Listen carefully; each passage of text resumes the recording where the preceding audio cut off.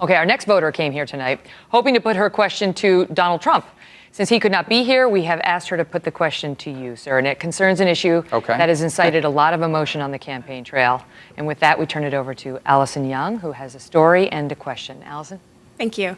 Senator Rubio, recently a Muslim American Army reservist was denied access to a recreational gun range in Oklahoma.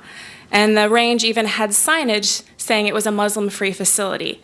What is your opinion on this? And do you think the rhetoric of this campaign season, especially the anti-Muslim rhetoric, has increased this sentiment? Yeah, the story you just told me is wrong. It's immoral. We should not be doing that to people. The bottom line is there are millions of patriotic Muslim Americans. And if you go to a national cemetery where we bury veterans who have died in the service of our country, you'll see stars of David and you'll see crosses, but you'll also see crescent moons. You will see Muslim Americans who have died in the service of this country.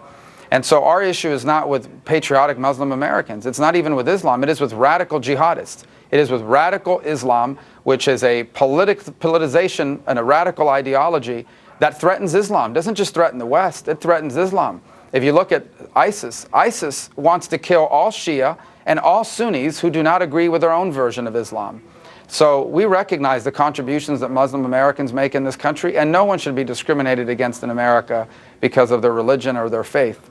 I also think we have to recognize, and I think the Muslim American community does, that radical Islam poses a threat. But what did you make of her question about whether the rhetoric in this campaign is putting some Muslims in this position? You know, Muslim Americans who are worried about their sons and their daughters walking in the streets, going to gun ranges and so on. And that's important, Megyn, because when you're president of the United States, you have an enormous megaphone. You get to set the agenda and the tone for the country. We already have a president that's incredibly divisive. We should not be pitting and dividing Americans against each other. And I agree that I think we are capable of recognizing the threat of radical Islam without having to demonize an entire religion, especially those Americans here that are so loyal to America, and many whom are willing to don the uniform and die on behalf of our freedoms and our liberties.